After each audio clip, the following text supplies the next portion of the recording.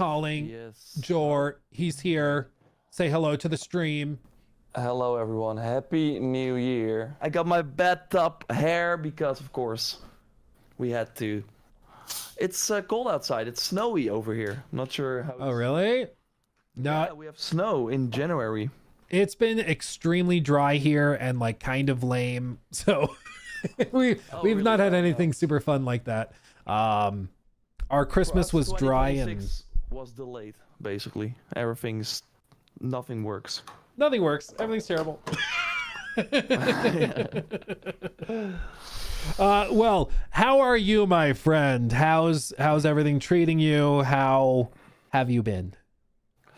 I've been very well. I've had a great Christmas. Only one day, but spending it with my family. Do you know the game Hitster? By any chance? It's like a music game. You hear a song and then you have to guess what song it is, and then afterwards you have to place it in a sort of timeline. And yeah, we did it with the family. So the uncles and aunts. It was like a nice balance. Maybe it's more like a European game. I'm not sure if it's. No, I've not heard of it. That could be fun though. I'm gonna turn up my volume a bit because I do see people say that I'm not loud enough. Hopefully that's better now. It's a European game, a young pro. Oh, okay. He's very quiet. Yeah, I hadn't heard of that. But that sounds fun. You listen to the song until it pops off, and then you can guess then you guess what, like, in what year it released, and then you basically have all these cards in front of you, and then it's like, okay, this 9080, or is it before 9080 or after? And then you kind of make a timeline, and if another team is like, no, I don't. It's a whole thing, but it was fun. Basically, played some games. Borderlands 4, I've been catching up on that, which has been interesting. I think it's a pretty good game, but you already played it before. I have a lot of thoughts on it, but it's just like a nice chill game. Yeah, listening to podcasts.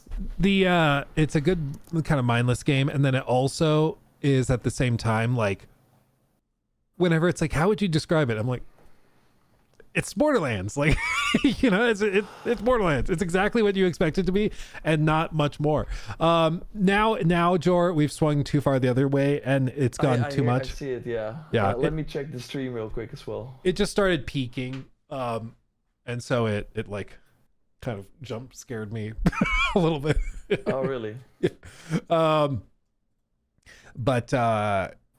Let me here. I might have one thing. No, you're at 100% to me. I don't have you overboosted. Yeah, Australian, so turn the volume down and it will go up. Exactly. Everything's flipped, guys. Everything's flipped. Yeah. It makes it really hard to do the show because everything's upside down. That all sounds very, very good. Over here in not snowy Colorado, things have been good. We've just been kind of chilling, revving up, as it were.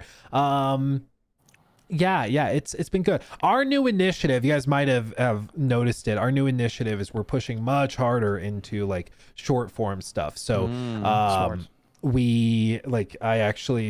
some of you actually spotted it, mentioned it earlier in the stream. I have a new like setup entirely for short form stuff, and she's a big girl.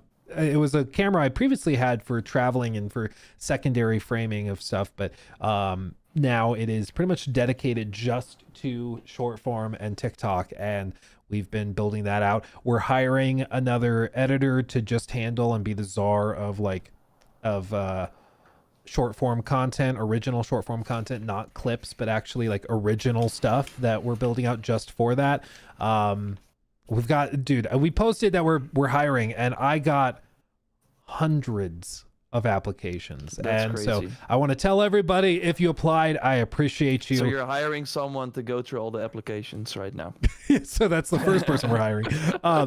Yeah, if you applied, appreciate you. We are sifting through them. My approach with this is that I don't want personal bias for the first couple of rounds to apply to anything. So members of my team are handling the first few waves. So if you don't hear anything, nothing's personal. We're saving your application for the next round when we hire somebody else.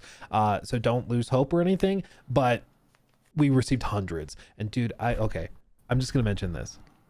I'm just gonna mention this because it was like horrible but also funny. Okay, some of the applications, a lot of them are very, very good. Some of the applications, it was like, what were you thinking? One of them was a dude that was like trying really hard. You could tell he's watched those like YouTube videos of like how to get the job you want, make them sell it to you. And so he replied to our email or emailed us and was like, hi, my name is so-and-so. Could you convince me why I should be applying for this job and why I should even want it?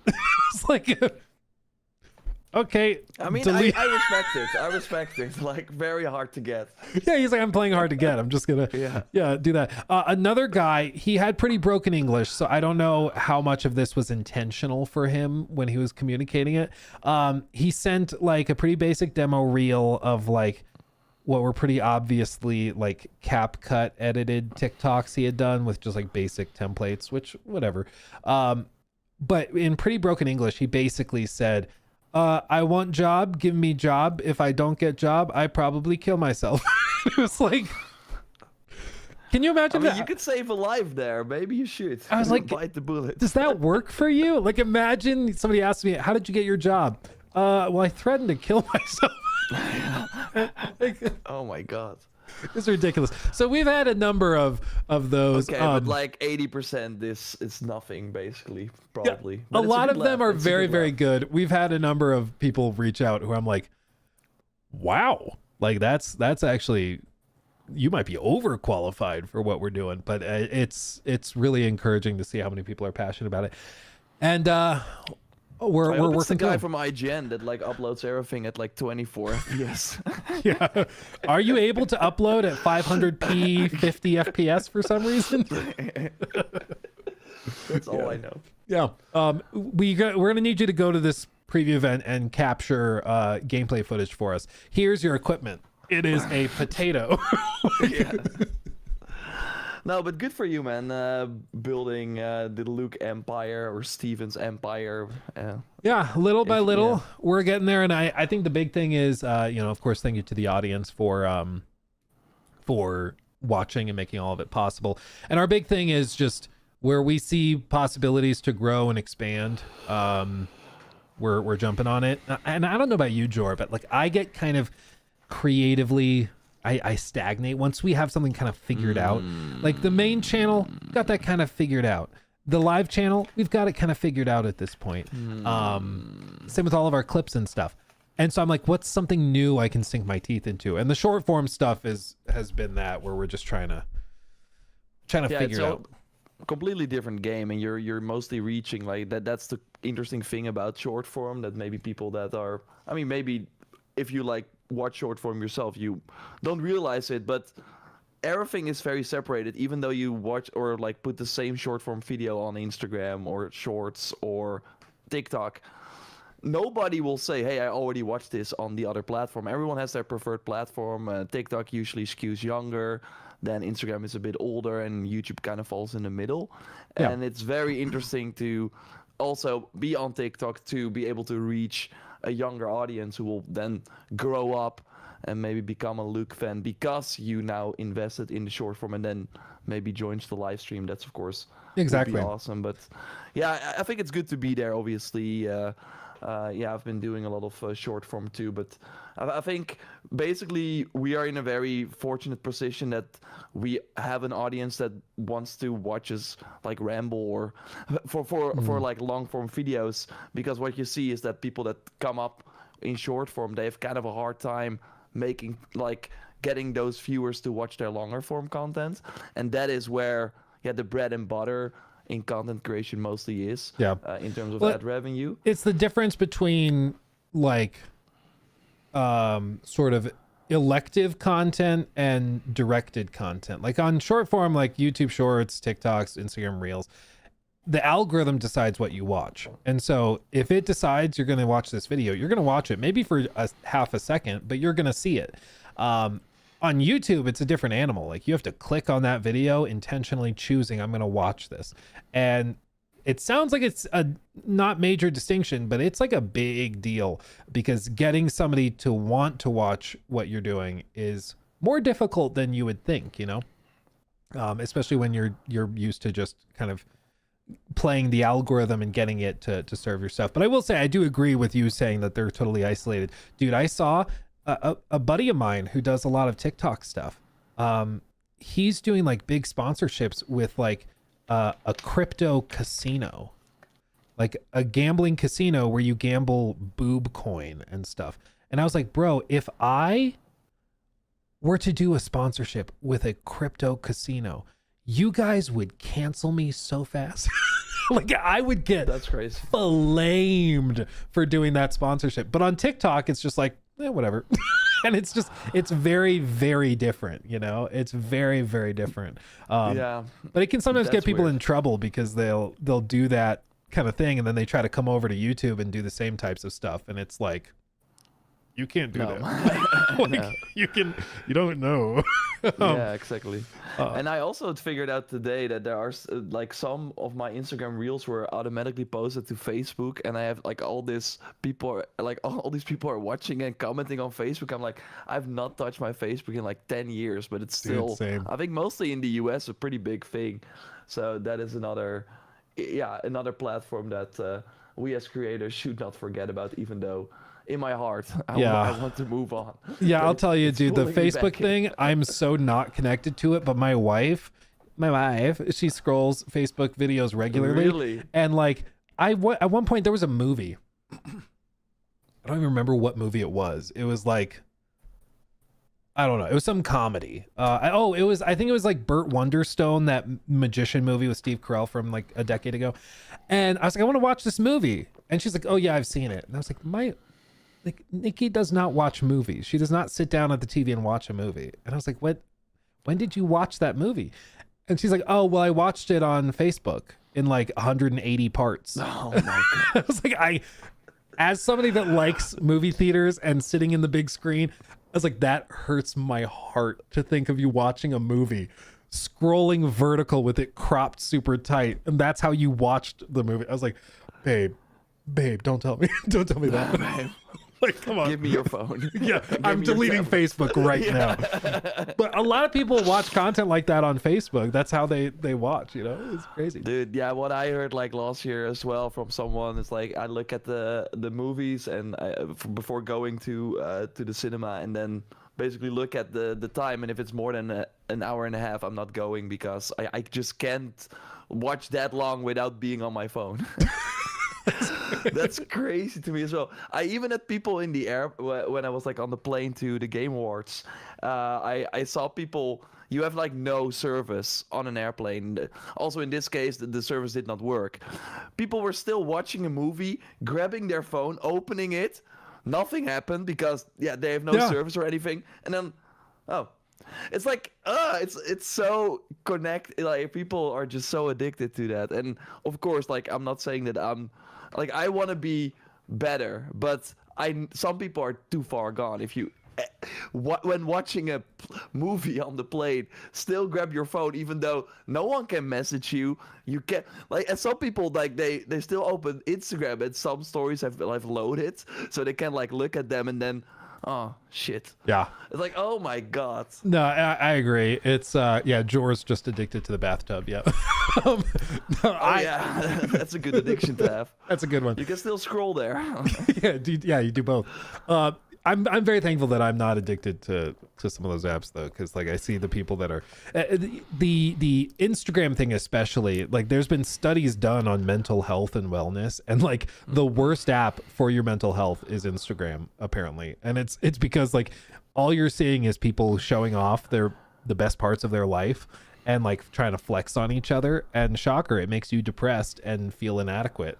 And so it's just and bad it's for you. always these interviews with like Mark Zuckerberg, and it's like no, of course my children don't use Instagram. I'm not crazy. Like, Yeah, he's like, I would never let them on Instagram.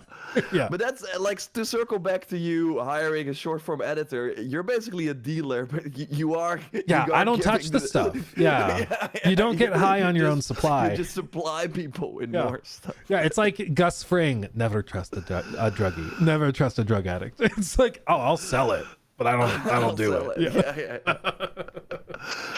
Wow. Yeah. Okay. Anyway, we're growing the empire. We'll see what happens. Lots of very talented people out there, and who knows, we might have another member of the team soon. We will see.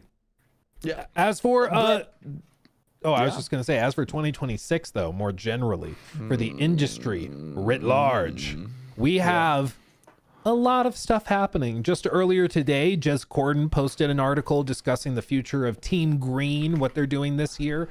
There's a lot of expectations for what PlayStation is doing. Of course, Nintendo has a couple of big heavy hitters. There's broader industry-wide things that are raising serious questions about like hardware prices. It's rumored that the 5090 could go up to as much as $5,000 a unit. I'm which so is happy insane. I built my PC like 3 months ago. Already saved me a lot of money. Literally, yeah. No, I talked about it on stream the other day. I had to rebuild one of my PCs back, I think it was August, and I looked up the prices, and like what was like $3,900, $4,000 back in August for all the things I needed for all of our upgrades and everything, nowadays is worth like just under 10K. It's like ridiculous. It's ridiculous. Doubled in price in months. It's outrageous. Absolutely outrageous. Yeah. So Yeah, I think definitely Gary posted a tweet, I'm not sure if you saw it, where he basically made the same PC that he made in July 2023. I can like quickly share the link here in the Discord. And he basically like selected the same parts and looked at it, and in July it was 3,500 to build this PC, and now for the same parts 2.5 years later it's $5,884. That's almost like double for the same machine. dude, and if We're screwed. so the storage too,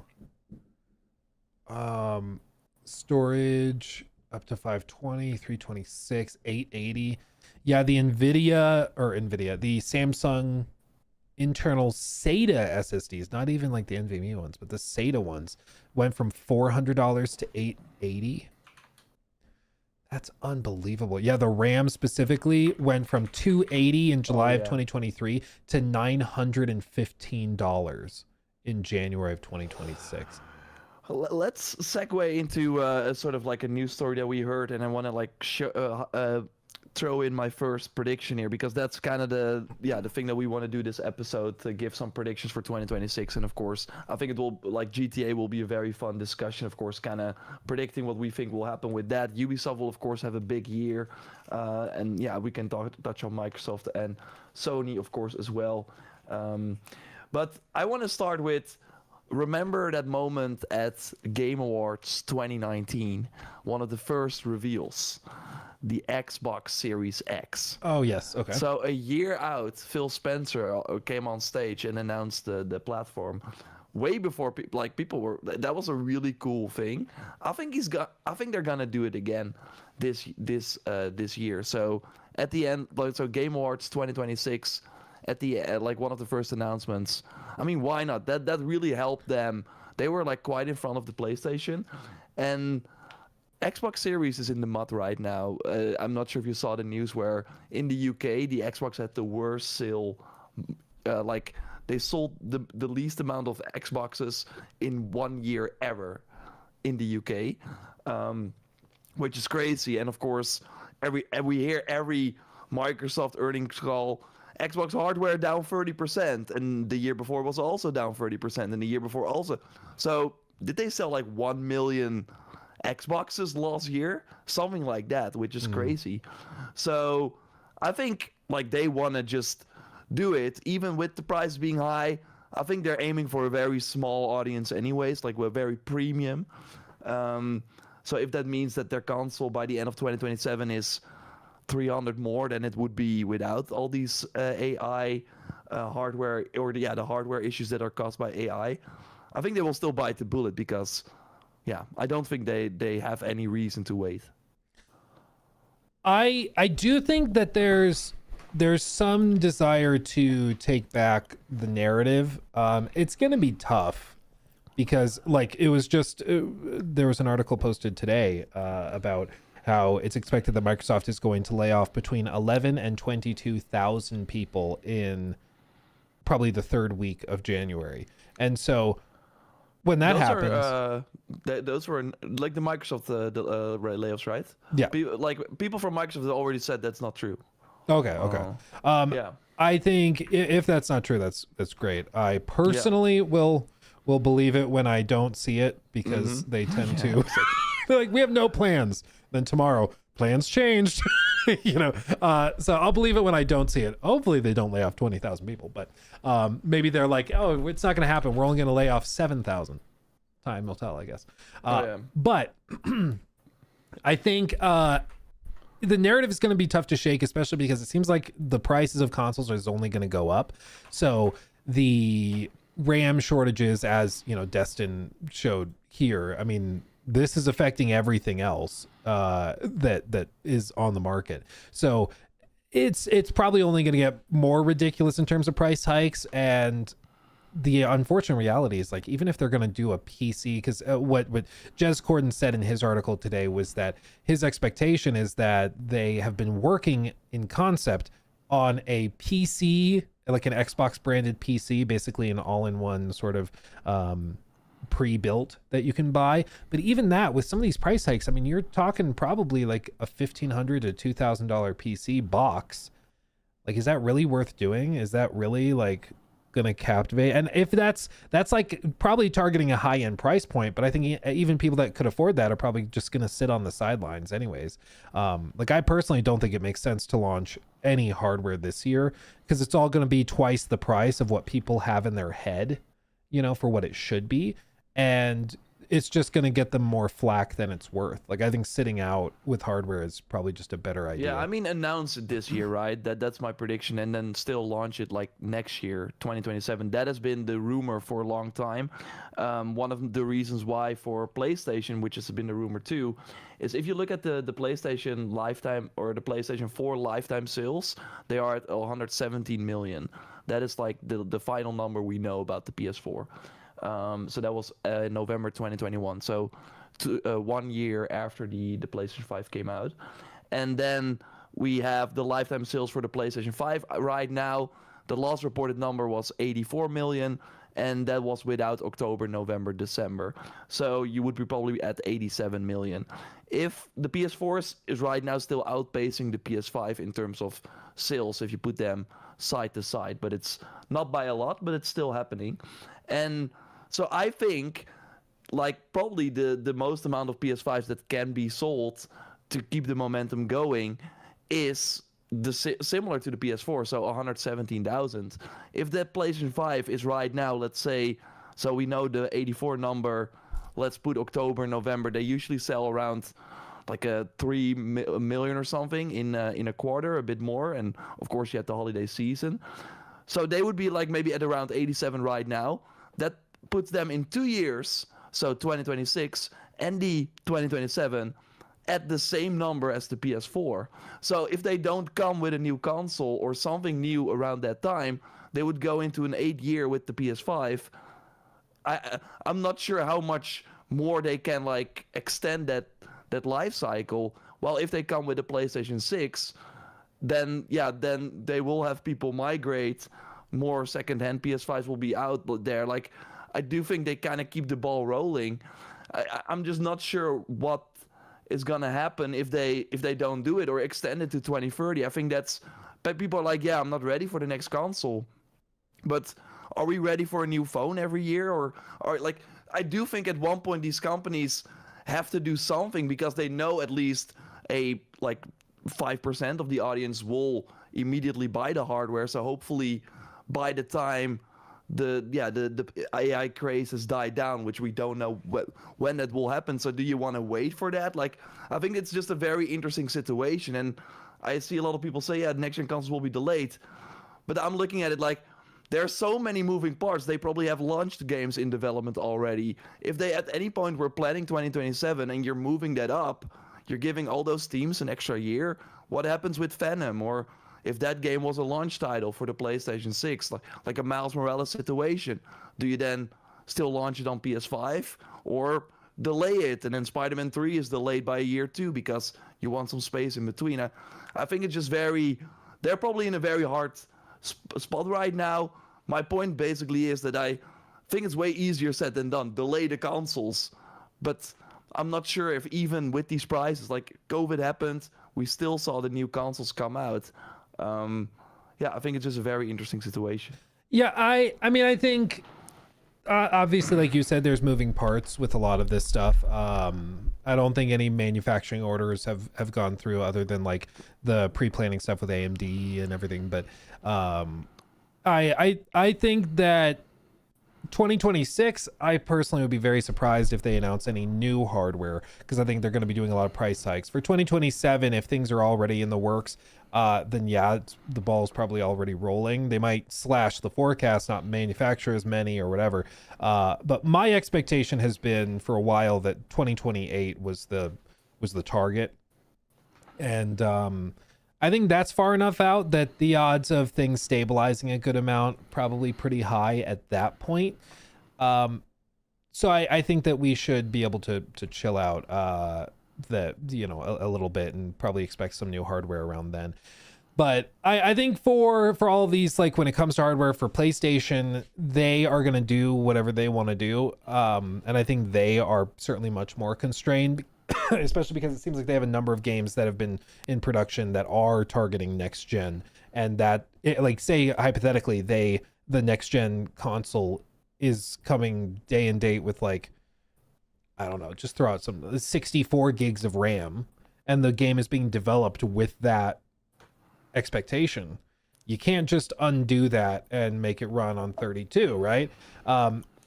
Personally, I don't think there's many next gen exclusive games in production, because I think the expectation has been, just like with this last gen, everything's going to be cross generational for the first like 3-4 years at least. They will still do a few, like for the PlayStation 5 they had Sackboy and Demon Souls, like kind of have your family game, have your hardcore game. A few months later we had Returnal, and a few months after that we had Ratchet and Clank. Well, yeah, all the big games like the Horizons, God of War, and Miles Morales were of course cross gen. Yeah, but I think that was more, at least as I recall it, which could be mistaken, but as I recall it, it was a very experimental time where they were trying to figure out what made sense and what didn't, before they kind of settled on the full cross-generational strategy that they went with for the next couple of years. But I think like the odds seem to me like the expectation has been for a while that it's going to be a long cross-gen period, and so I'd be very surprised if the things that are slated for 28, 29 are not also being developed for PS5, because not just expensive console factors, but also just the fact that a lot of people are being pretty precise and careful with their spending, and these projects are so expensive to put together generally that you kind of need to capture as much of an audience as you can. Yeah, 100%. But you need your Bloodborne remake PS6 exclusive. Like, you need one game at least. Yeah. But I think give them an extra year. It's not like it's not like they haven't taken their time, you know. That's right.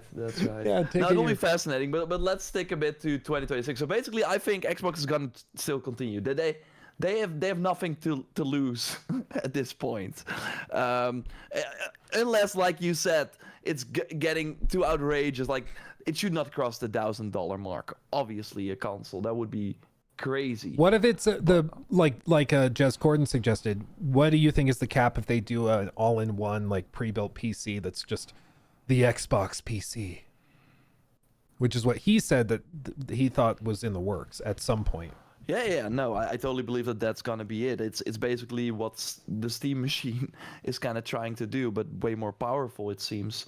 So, yeah, no, I totally believe that. I think what we talked about before with the Xbox ROG Ally is kind of like it's kind of a glimpse into the future. Although this hopefully is an Xbox first instead of a PC first. But what do you think the max price is they can get away with that though? Because I see Lombardo in chat says 1,000. I think is the max. You think that's max? Because I think there's no way on earth. It looks like the Steam machine is going to probably be $700. That would be crazy, because that is not a powerful machine at all. I mean, I agree, but I people way smarter than me are saying they expect it to be 700, and so I'm like, if that's where they're actually landing, there's no way that this like all-in-one Microsoft powerful PC that's supposed to outperform a Series X, there's no way that that's ending up less than 1,000. You know? Yeah, maybe I'm too hopeful that they will like figure AI tools out that make sure that they don't require that. I mean, yeah, that high enough tech. I don't know. I think $999. You can't go higher than that. You can't. But I think an Xbox Series X 2 terabyte is $750 right now or something, right? I think 800, isn't it? I think it's 8. It's like more expensive than the PS5 Pro, at least, something like that, or the same price. It's crazy. Yeah, I think the prices are all crazy. It hasn't stopped Microsoft before, though. I think I have to think, especially with the higher price margin that they're demanding. Apparently, I have to think that I have to think that they're going to be like aware that launching a console, even if it's a PC console hybrid, launching it at like what I would expect, which is like 1,500, I think that goes badly, and I think that would do more harm than good, and nobody's buying it. Like, I could afford a $1,500 PC all in one. I'm not buying it like this year. Like, I just, not for that price, especially because it's probably worth $750, you know, or $800. It's not worth that. So I just think it would be crazy for them to do hardware. As for games, I do think that there's a lot. So one of the things Jez Corden mentioned was that this is a pretty big year of anniversaries for Microsoft. They actually have a good number of anniversaries. For example, this is the 25th anniversary of Xbox as a brand on November 15th. They also have the anniversary for Halo this year as well.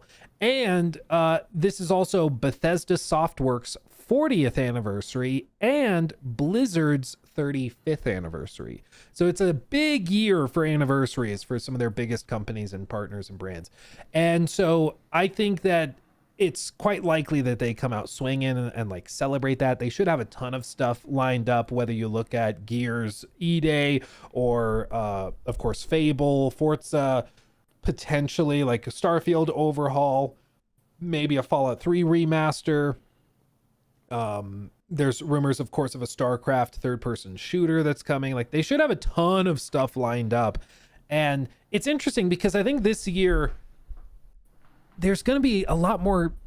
I think there's a lot more going on than people might realize. Already, it's a very busy year, but like Ubisoft should have a crap ton of stuff to reveal and share.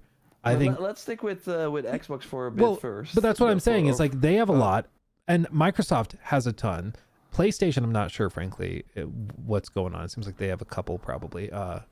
Besides, of course, the biggest they have one. Fair Games. Fair Game $, and No, Marathon, of course, in March, Saros in April, and Wolverine likely in that early October. And Horizon multiplayer, whatever. Whoop-a-doo! Whoop-a-doo, indeed. There's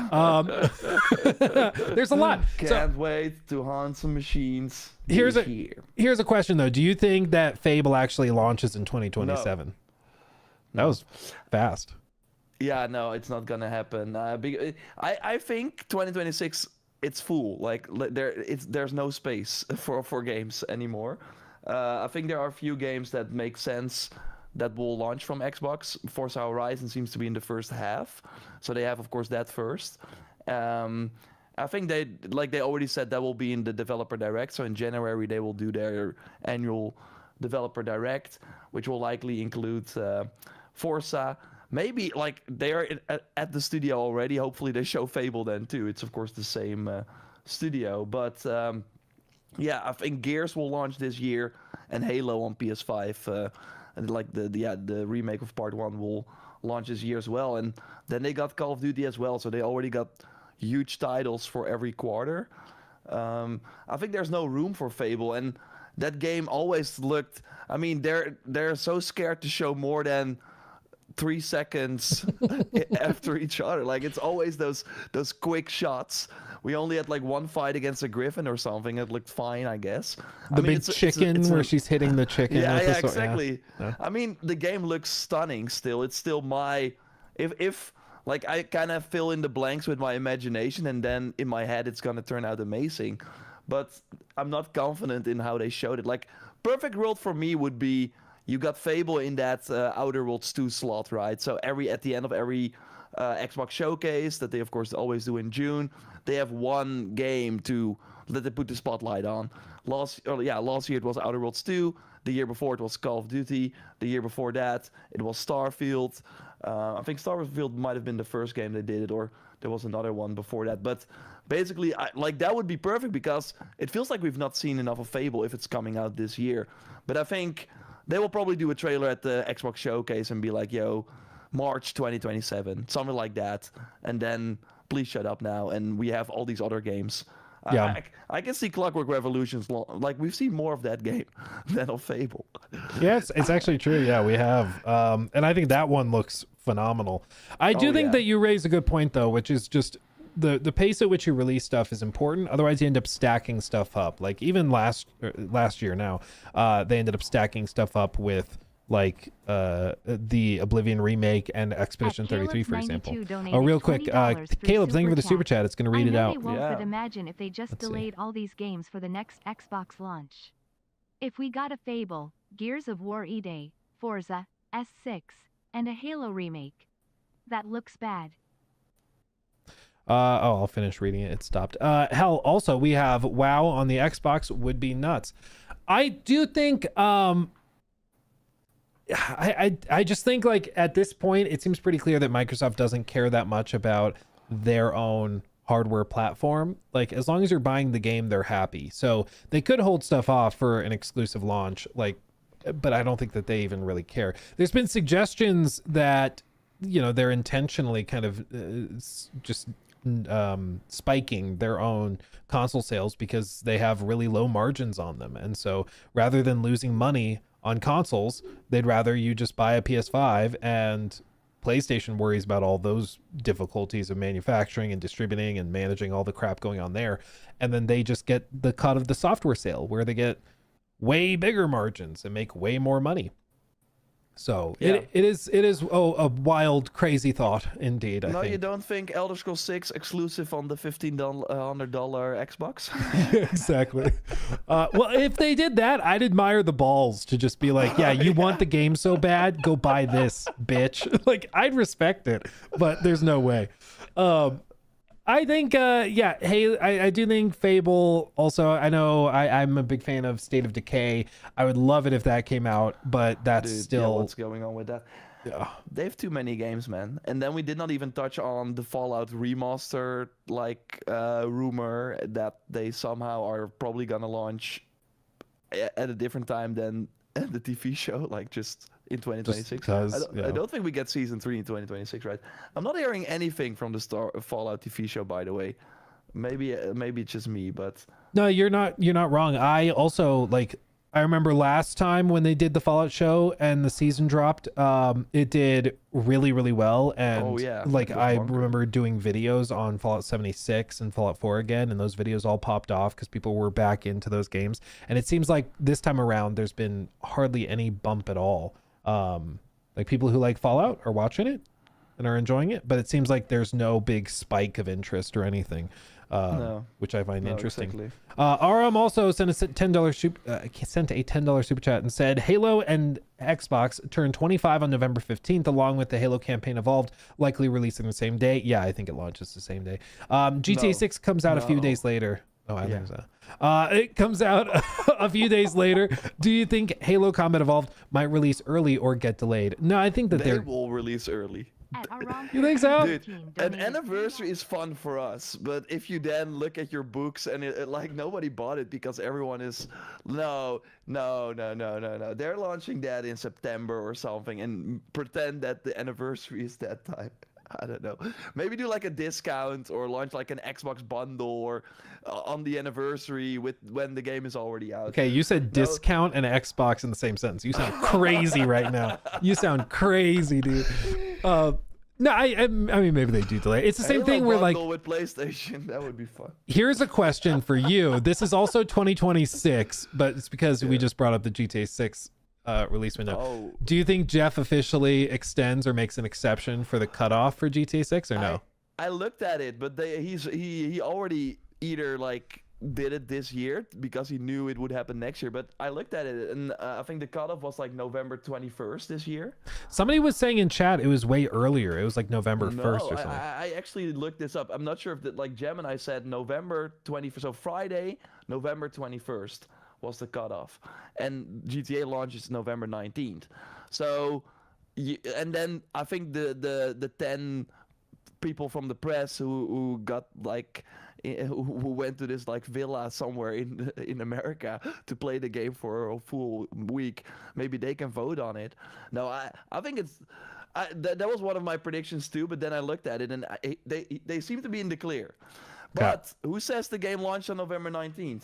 I mean, if you buy the expensive edition, you might be playing on November 17th. Exactly. You're assuming they're not doing a week of early access. No, not a week, but like 5 days. This is like a very smart play, and I'm not sure like they are probably smart enough to do it. But what you usually see with these early access launches is that, for example, I'm not sure which game, but usually you get like a release date announcement and they announce the editions, and then you have like a 3-day early access or something with a more expensive edition. But then you could argue, okay, but the release date is basically the early access edition, right? Because they're all announcing it at the same time. GTA is now like quiet.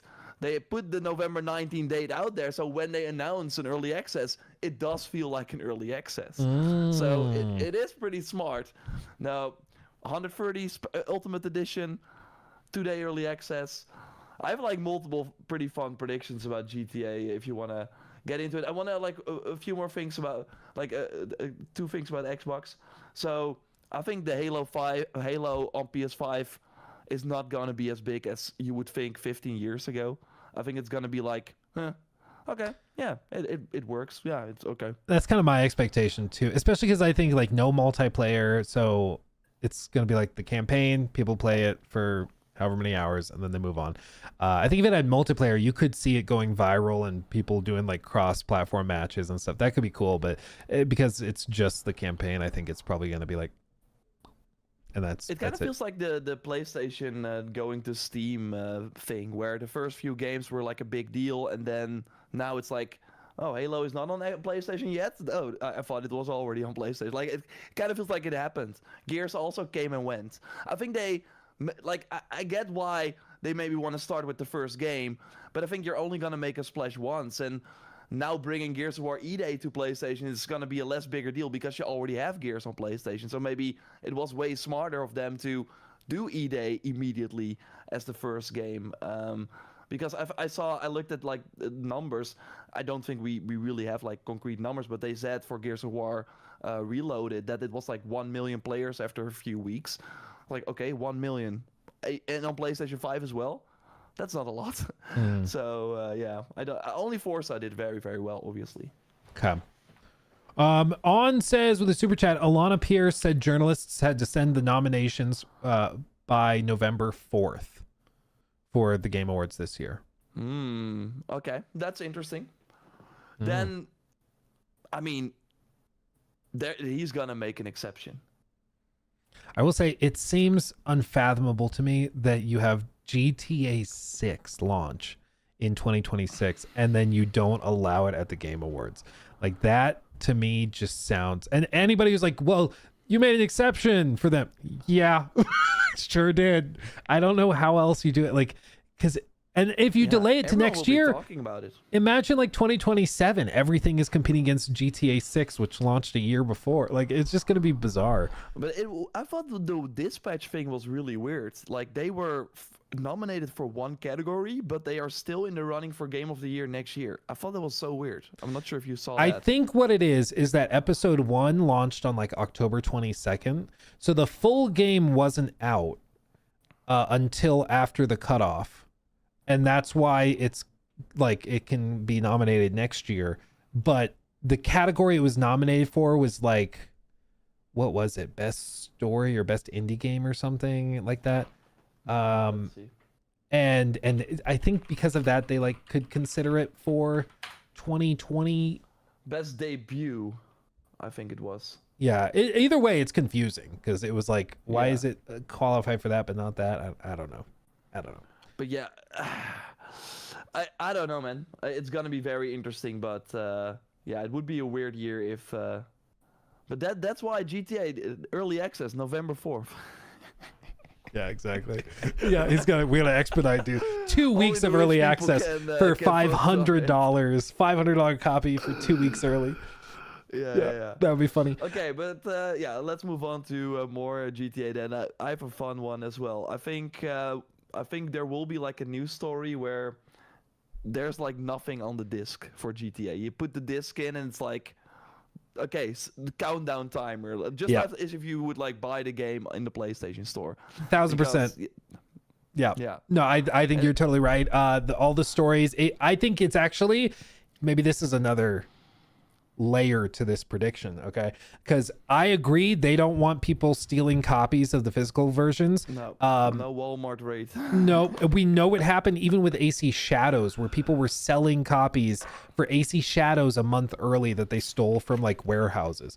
And if that happened with AC Shadows, imagine what's going to happen for GTA 6. So I think the odds are it might not even be a disc.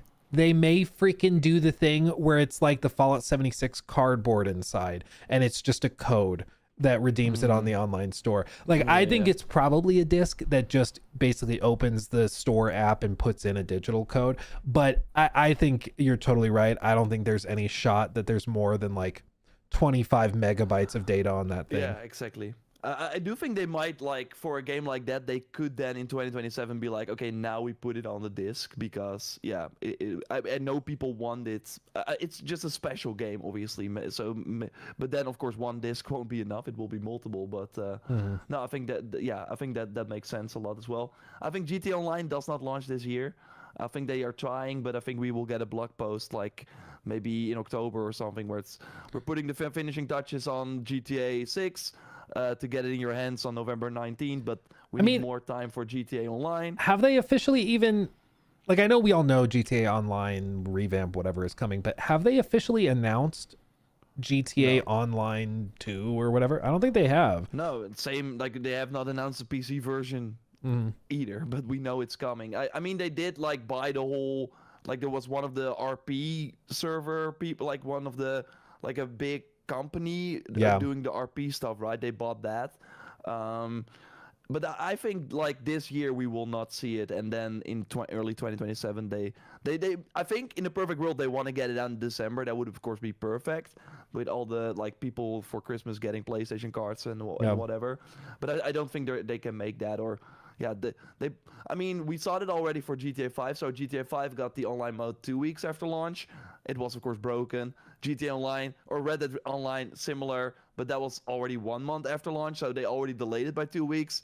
I think, and they still got GTA Online running, so I think they will probably like default to doing some sort of crossover content or something in the GTA Online that we have now, and then launch GTA Online 2 or whatever they will call it in 2027. Yeah. But I do think Fortnite, they will do a GTA Online mode in December 2026. Lock it in. Really? Okay. Yeah, I think like if you've been paying attention, Fortnite does the craziest things in November and December because they know about the Christmas. Like, I think the best, like the things that get sold the most during Christmas are these PlayStation cards for all the microtransactions in all these games. I really think, I mean, we saw The Simpsons this year, of course, like a 1 month season. I don't think they typically do that, but they had that in November. And then in December, they had all the Back to the Future and all that sort of stuff. And they are also launching like big modes, like an adventure mode, like Lego, Ninjago. And they're doing, it's really hard to keep track of everything that is in Fortnite right now. And I think they're going to do a GTA Online, like RP style thing to cut. Like they are scared. I think at Epic, they do know that they finally got something that can, kick them off the number one spot for most played game in the year, because they still have it in 2025 like 2024. But even as a 2013-year-old game, GTA 5 is a number 3 in the top 5 most played games of the year. With of course GTA 6, it's gonna get to that number 1 spot, but if Fortnite can get like a GTA Online mode out before GTA 6, That'd be crazy, dude. I don't, that would I mean. I will say I would have thought no, it's too mature. But they just today announced a South Park crossover event in 2 days. So like, nothing is crazy anymore. Yeah, it's anything's possible. Kill Bill. No, why? Like yeah. Nobody knows. Dude, they literally have freaking oh god, what's it called? The movie with John Travolta and Pulp Fiction. They have like a Pulp Fiction skins and stuff. I was like, what on earth is happening?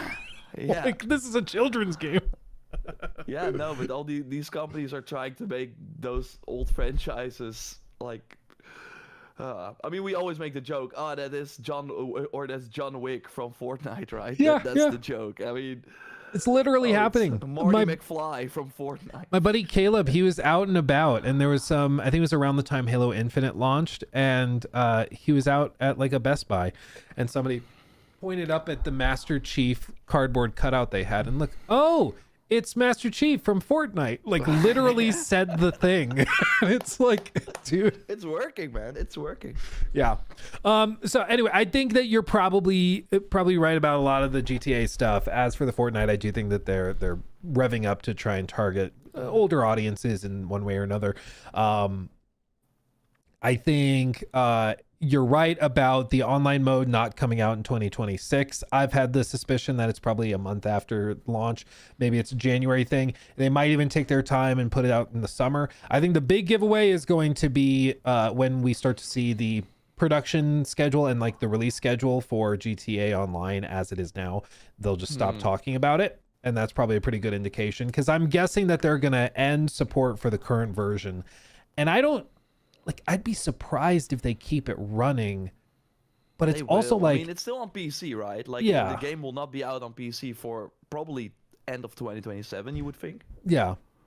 So, but do you think they ever sunset, or do you think that no. So long as people are still playing it and buying stuff in it? Yeah, no, you have EverQuest 1 always kept running. Well, EverQuest 2, like you got old school. I think there will always be, like, you don't want to take those things away from people, because they even though they will never maybe play the old GTA Online, you at least want people to have a feeling that if I go back, I have all my Char cards and everything else. Even that's though a good point. Yeah, over. I mean, a lot of those people, their accounts are probably pretty girthy. And they did like new content this year. Like I do think that maybe if you are on console or like don't have a console and you see GTA 6 coming out, everyone talking about it, and I want my GTA fix as well, I'm just gonna play GTA Online for the time being. I mean, we don't know the numbers, but also on Twitch, it's like one of the most streamed games. I don't think you just switch that. Like maybe at one point, if they notice, okay, many people are still stuck on GTA Online, we want them over to the next thing, then they might be, let's just give some incentives or whatever, or cut some content or something like that. But I think they will just keep going. They will just not do this year they had like a Michael DLC or whatever, right? I think a story mission with Michael. So I don't think they will do stuff like that anymore, but I think you can keep playing it for sure. Yeah. Well, it just makes sense. I mean, if it's printing money, then let it keep printing money. And there will be, like some people have said in chat, not everybody will be able to upgrade their hardware for it. Especially nowadays, that's more true than ever. Yep. Yeah, they won't be able to. Real quick, I wanted to just show this because this literally just happened 30 minutes ago. Speaking of nothing's off the table and everything is fake and imaginary, Call of Duty just announced another crossover. Fallout, yeah. And so that's a thing now. Event Pass. That's that's, last year they did Squid Game, I think, around this time. So yeah, it's the battle pass, the event pass, you got everything. Yeah, I'm honestly kind of surprised it hasn't happened before this, but there you go. It is happening, and this is why it's also kind of funny when people say, oh, I think they're gonna shadow drop Fallout New Vegas remastered or something. Because Todd said they're doing more with Fallout than any other franchise right now. Like, this is the stuff he's talking about, okay? Like, when he says they're really busy with Fallout, this is what he means. Okay, so like just chill. I think it's cool. Like of all the crossovers, this one at least kind of works compared to like, you know, Roger from American Dad or Stewie. But anyway, I guess. Yeah. Let's talk about because we talked about GTA. Another company that has a anniversary. Ubisoft. 40th anniversary, March 28th. Ubisoft. Do you think? Nah, they probably don't care that much about the anniversary. But I mean, they will launch Black Flag Remake on that day, so that's one way to celebrate it, I guess. yeah, hopefully it's good. Going to Ubisoft, they have a ridiculous number of things that they have lined up. They've got new Assassin's Creed stuff. They could be releasing as many as 4 different Assassin's Creed projects this year. Next to Shadows DLC. Next to Shadows mode. stuff, yeah. Another Attack on Titan crossover. They've got, of course, the AC Jade, which is allegedly still a thing. One of their developers on their Discord server was asked, "Is this still a thing?" And they did say yes. So there you go. So Jade probably launches this year. We should have, of course, the Black Flag remake. The codename project Invictus is rumored and speculated to be coming out this year, and AC Hexe, assuming it hasn't been delayed, should also be coming out this year in the fall Halloween. as well. In the spooky season. Yeah, I think you're right. Yeah. In October. So it's going to be like the year of Assassin's Creed. And then they also should have plenty of stuff to show off for a lot of their other IP. Things like showing off what they've been working on with Far Cry potentially. They could be doing that for release like early next year, or maybe they just hold it off and do it later next year. But like, this is the thing. They're going to start to have a ton of stuff coming at a pretty fast pace, allegedly. So, you know, nothing's off, nothing can be cast aside. Like, they have a lot of stuff on the docket. Yeah, Ghost Recon, new Rayman remake is rumored. Prince of Persia. Cell remake, Prince of Persia, The Lost Crown. Or Lost Crown, Sense of Time. Yeah, they have a lot. And I think, like we said, I think this year is interesting because there are only 10 months in the year. You're not going to launch anything in November or December. So what we saw last year with the September and October crazy times, I think it's going to be even worse this year. We had a lot of games at the Game Awards with a 2026, just like a 2026 date. So those are likely going to be in the latter half. So that will be September or October, unless like some are then going to August. I think Phantom Blade Zero is really smart. They are like, yeah, we are on September 9th. That's our spot. Because, yeah, that will be a big game. I do think some will underestimate it. So just like Black Myth Wukong, it was underestimated by, for example, Star Wars Outlaws, launching very close. That did not do them any favors. But, yeah, you got Control Resonant. You got that Star Wars racing game coming out. There are, like, Blood of the Dawnwalker. I do think that might be a bit earlier.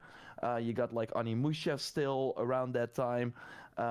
Wolverine, Microsoft with Halo or Gears. So like it's already filling up really fast. So Ubisoft has to be very tactical with what they want to do. And I think there are some like an Assassin's Creed at the end of October. Like I think what's gonna happen with Assassin's Creed is, okay, we get the Black Flag remake in that final week of March, as Tom Anderson has already been speculating. Ubisoft has also said during their investor call, we have one unannounced game before April, and yeah, that is gonna be the Black Flag remake. So yeah, curious when they will start talking about that. Then I think 2 months later you get the Hexe reveal. That's like 2 months, feels like a good time. And then they will go into the marketing maybe for that game. Or maybe they learn from Shadows and are like, we're doing shorter marketing campaigns now because it did not do us any favors talking about that game way earlier. I've said from the start, it is good for my business if they do a longer marketing cycle for Black Flag Remake. I will make more money, okay? Just being real. I can do a trailer reaction. We can analyze the trailer, speculate on gameplay changes. We can do all of that. It's good for my business if they take a while, okay? But what is, as far as I'm concerned, like clearly the best option if I were running the ship, forgive the pun, what I would do is what Oblivion did. and just freaking shadow drop it, because you don't give people time to be upset. Like, if you give them more time, they'll find things to poke holes in, which we know people love to do with Ubisoft stuff, especially right now. If you shadow drop it, people will just be like, oh my God, that game from 12, 13 years ago just dropped. I'm going to go download it right now and try it tonight when I get off work. I think it would have helped Star Wars Outlaws a lot too, because that also got a lot of hype from that initial reveal, and then it just went quiet, and then it came back, and they were still hitting the same points. Also, the Shadows pre-launch, it was, look at the seasons for the 5th time, and it's snowing now, and it's like, okay, what about the gameplay? So yeah, I think it would be very interesting, but I think Ubisoft is in a very interesting spot because, like, yeah, like you said, they have a lot coming, but they also spent a lot of time on all these projects. Like the last Ghost Recon was in 2019, and now they seemingly, I think that might be the first big title of them, not counting the Black Flag remake, that will launch this year. And yeah, I mean, because that's a first-person shooter. I don't think you want to be in October. Like, you want to be earlier if you want to launch this year with Call of Duty, of course, around that time already. So, like, what's that going to look like? But I think for Breakpoint, what also happened was that initial reveal was very good. We're listening to the players, and then we slowly realized, wait, why are all these RPG elements in our game? Why do we have a gear score and all that sort of stuff?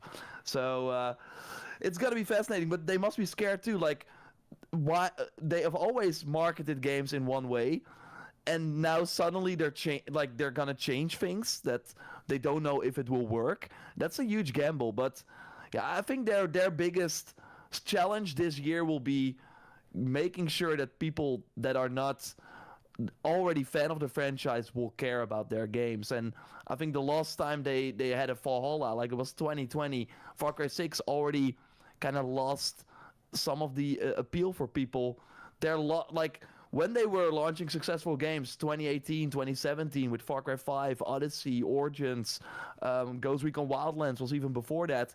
Those were different times. I think the people that bought those games are now playing still R graders and are not buying as many games anymore. So I think it's going to be very hard for them to still reach those. I remember one investor call, they were like, all these games sold 10 million units and everything was there except for Syndicate, and it was great. And if they are still expecting those numbers for these games, and if a Ghost Recon is in development for 6 years, if they immediately started after Breakpoint, they need to hit big numbers. I'm scared, man, to see if they are able to reach that. Yeah, I think the expectations are certainly high. It's going to come off a lot on execution, and they shouldn't be. I do think starting with Black Flag is a great idea, because I think people are understandably cautious and skeptical of a lot of their stuff. They've earned their reputation, unfortunately, at this point, and it takes a lot longer to rebuild a reputation than it does to tear it down. And I think the way they handled Shadows' launch, it was solid. They had something that was really polished, and they optimized the crap out of it on a technical level. That was a really good response to the feedback from Star Wars Outlaws. They also did other pro-consumer things like, reworking all of the pre-order bonuses, giving away the first expansion for free, stuff like that if you had the pre-order. So I think they are trying to listen to feedback, and they're trying to meet players where they are, but they've got to stick with it and continue that process, certainly, as the year goes on. And some of these games might have more legs than they do, initial waves of overwhelming interest. Like, I would not be surprised at all if Ghost Recon starts kind of slow, because people remember. People are going to be very cautious.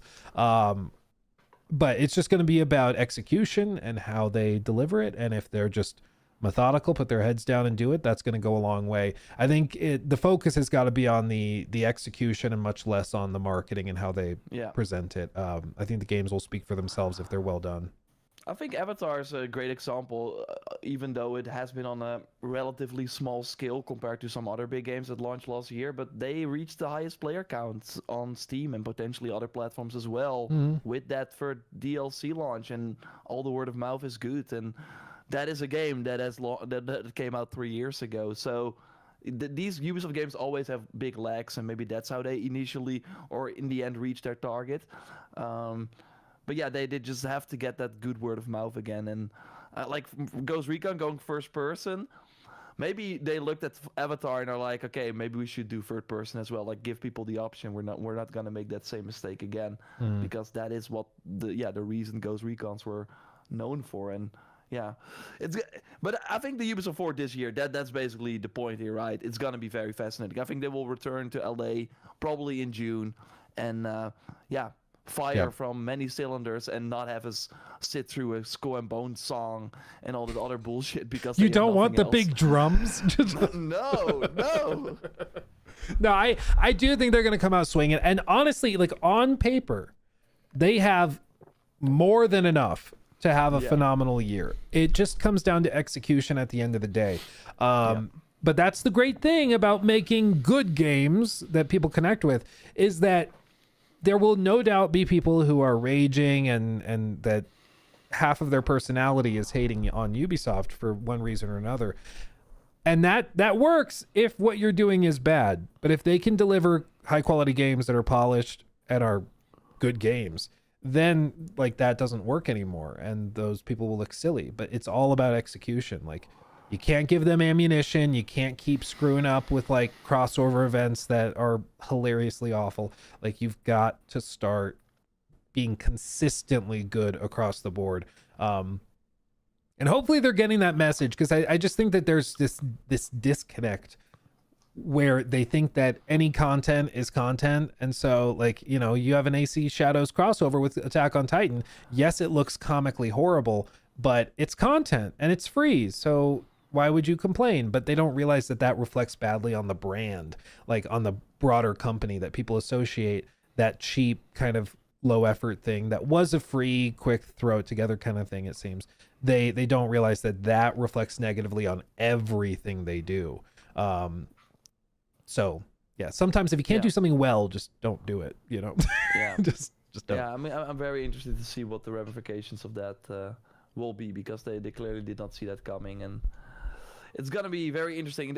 Do you think it's fun to if I like shoot some questions your way for what if you think some things will happen in 2026? And sure. Then we can kind of more quickly go through them so we can still cover a bit more. Yeah. Let's quickly touch on Marathon. That's of course gonna be a very fascinating story one way or the other, I think, this year. I think the Vidoc they did looked very cool for that game, and I think what we've been discussing with Ubisoft, that is what they are doing now. Heads down, let the game do the talking. We heard your feedback, we're implementing it. They have way bigger like a private test that people are getting paid to play the game for 50 hours and stuff. They're like they know. But so March is gonna be it, $40. But this is of course like the bigger picture, and that's why I'm interested in. I mean, I thought like the subtle visual changes, like adding the mist and the daytime actually looking bright and awesome. I was like, damn, I can see myself actually play this now, but I'm not the audience for it. But I'm way more interested in what this means for Herman, what this means for Bungie. What, like, of course, to like remind everyone, they bought Bungie for $3.6 billion. They thought Destiny 2 would be in a way better state than it is right now. And they knew, okay, they have Marathon, extraction shooters are going to be big. I don't think they foresaw that that would be this big with Arc Raiders now.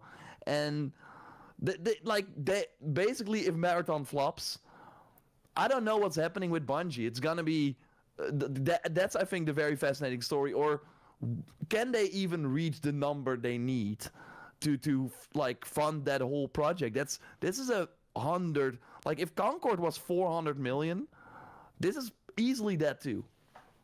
Yeah, especially if you factor in the cost of the company. I mean, it's without a doubt the I think the odds of Marathon finding a solid audience, by solid audience I mean maybe like, you know, if we look at SteamDB, it's like 20,000 concurrents, you know, something like that. Solid, but not like I think it will be way more crazy. Right? It has to be way more. I think it needs to be to fund the current form of Bungie. Like Bungie is in the beautiful offices and like the outskirts of Seattle. It's gorgeous. They have a bunch of employees. It's way smaller than it used to be. Like it got decimated pretty heavily, but I do think that it needs much better numbers in order to justify itself. But I personally don't see it getting to those levels of like Arc Raiders 400,000 concurrents a month after launch. I do think that they are primed to take advantage of maybe some frustration with Arc Raiders. A lot of people have been frustrated with rampant cheaters and stuff that have plagued the game over the holiday season. So hopefully, they are able to fix that stuff in Arc Raiders. But I do think that there will be people looking to try something different and something else. And they're certainly hoping that they timed it right in March to get in there.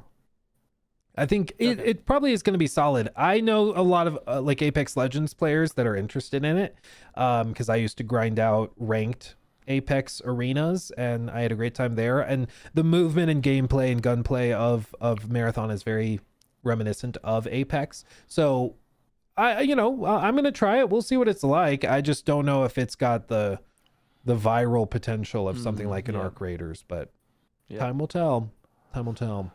Yeah, no, it will be very fascinating, even if you don't care about the game, the story around it. And again, if this doesn't go well, and whatever happens with fair games like that always already has a huge hill to climb, of course, with this, like last year, having the studio head leave, some directors, and we heard that a beta or like a test they did not go over very well, while we already had our suspicions with that game.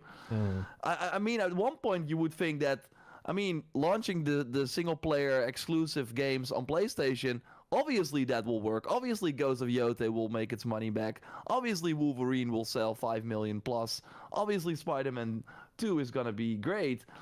But he was, I think, put in that spot also to build out this live service approach. And I talked to someone working on Helldivers at the Game Awards, and he said Sony had nothing to do with because we actually made our own plan, this worked out. So I thought that was very interesting because, they were so surprised, obviously, by Helldivers. We know that because they did not promote it at all. And them having their own lane and being able to do their own thing and having their own plan actually made that game successful. So I think people are looking at, the live service, they had some cancellations, but they got Helldivers. I don't even think that's fair. So then it has been like a huge debacle. And if you reframe it, it's going to be... Yeah, well, I was just going to say, if you reframe it as like not just PlayStation live service, but PlayStation live service games that they tried on, they're batting 0 for 0. They've really... Yeah, exactly. It's and a lot of corpses. Yeah, lots of bodies. Yeah, it's why I know Herman is from Gorilla. He's one of your boys. He's your boy, but no, he's not my boy. It baffles me that he, with Jim Ryan, spent like $5+ billion on acquisitions, on greenlighting these projects, and they've just burned through all of that money. And they have very little to show for it, except for Helldivers 2, which is a success, but it seems like that was a total accident. So yeah, I don't know how he still has a job personally. And he even got promoted at one point and then demoted a little bit back down. I don't know how he still has a job. No, but that's why I think. You touched on the Horizon Online game. We have Fair Games and we have Marathon, and those. At one point you have to bite the bullet on them. You have to release them, and right now I'm not confident in any of these games. So, man, it's gonna look different. But for PlayStation as a whole, they'll be fine. They will be counting dollars the moment GTA 6 comes out, because they will sit back at 30% of all the 30 million they sell in a week or whatever, and the money will roll in, and they will sell PlayStation 5s, even with a price hike potentially this year. It doesn't matter. But they wanted way more. They wanted their own top 10 game by the end of the generation, you would think, right? Mm-hmm. And they don't have it. And I think that's going to be very interesting to see as well this year. I hope heads will roll, because at one point, they can just go on. They can just try again next generation. Yeah. I don't know, man. It's gonna be fascinating. Speaking of another live service game that is close, and I want to know your prediction on Highguard. Do you think that finds an audience? That's like 3 weeks away. Anything since the Game Awards? I don't think they did, right? That's Nope. the funny story right now. We looked it up too. They're still hangover, I think, from the Game Awards. I don't blame them. We looked it up too. They have half the followers that Concord did at this point. Concord, like a month out, had about 11,000 followers on X, and they are still in like 5,500. Like the interest is half, at least on social media, on like X. The interest is half of what it was for Concord. I don't know, man. It doesn't look good. No, I'm not. If they are not even like they should have, I don't know, diaries on every character by this point. Be like, hey, we are gonna play. You wanna the random guy? You would think, but to be fair, somebody I saw counter this, and they said, oh, they are just trying to do the polar opposite of Concord. So they're trying to learn from that, and they are going radio silent after the negativity instead of trying to like counter it, because clearly that didn't work for Concord. My opinion, maybe we're giving it too much praise. Yeah, my opinion is that maybe they are intentionally like going silent. I mean, clearly at this point, I think you kind of have to be. It has to be a choice. But I think if the goal is to let the game speak for itself, okay, I respect it. But at some point, you're also trying to build out a live service game and generate some interest. And at this point, literally the only people that are going to be playing the game at launch are going to be the people who are just interested in like the dumpster fire. We're going to say paid streamers. Or paid streamers. But even at this point, like there still is no clear indication they're going to be doing anything like that. Normally there's a beta or there's playtest or something leading into launch. There's nothing. Like Concord had that. The moment they announced this game should launch, if you can launch January 26th, but not December like 12th, like you're on a holiday. Unless they all worked throughout the whole like Christmas, they only got like 4 extra weeks of development time. I think you could have like done a better job with this. Well, it seems like they've been on vacation the last couple of weeks too. Yeah, no, so like, yeah, exactly. That's what I mean. So they probably did the trailer, worked for another week, then they went MIA. They just got back into the office. Everything is burning, and they're like, oh, let's finish. Let's do the 2 extra weeks because they have to like upload a version. Like the version we get to play is probably the build from now or something. Like what is happening? I just assumed, as I think many others did, that the fact that it was releasing at the end of January meant that they were going to do a month of marketing leading up to it, and maybe a play test in early to mid-January to lead into it, or a beta or something, server test or whatever. But they've just been totally silent, and there's nothing to say for it, show for it. I don't know if it is a plan. I'm just a firm believer that there's some concepts that just don't work because they just don't make sense. I think Concord was one of those games where no matter how they marketed that, I don't think there was a magic way to market that game that would have made it successful. I just don't think it made sense. It shouldn't have been greenlit. And in the case of this, I also, maybe when we find out more of what the game is, it'll make sense, but that's part of the point, is that there's no marketing to communicate what the game is. People still don't know if this is a straight up hero shooter based on rounds, what the like game progression is. Is it just like cosmetics? Is there different character upgrades and things? Like nobody has any idea what the game even is because they've just disappeared. But Jeff played it. It is real. Yeah, he did say it's really cool. Jeff wouldn't lie. Oh man, I want to hear the full story. I hope Jason Schreier like kind of brings us to that meeting as a fly on the wall when Jeff was approached by this. Yeah, well, he was like, I got this amazing Phantom Blade Zero trailer. That would be a really cool banger ending. What? You worked at Respawn? Okay. What? A new game? Heroes? Oh, like Apex. Well, you're launching in a month? Oh, I can play it now for 1 round? Okay. Look, and you're paying me $20 million. Yeah, well, that's dude, probably how it went. I have this like, there's no logic to it.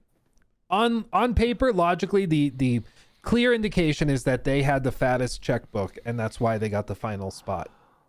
But I've had this they did not like have enough money anymore for a social media manager. Maybe, yeah. They spent everything. They forgot to pay the rent. They've been trying to post on social media. They can't get in the building. Would be so funny though to at Steam like see one person online. It's Jeff Keighley. Like it's like I'm having a great time. Frankly, yeah, I'm loving this. Yeah. Well, I've had this sneaking suspicion that like maybe it is the case that there was no like payment, and Jeff just honestly thought that would be a banger coming from like former Respawn. I think that would be even worse. If he like got the cash, then man.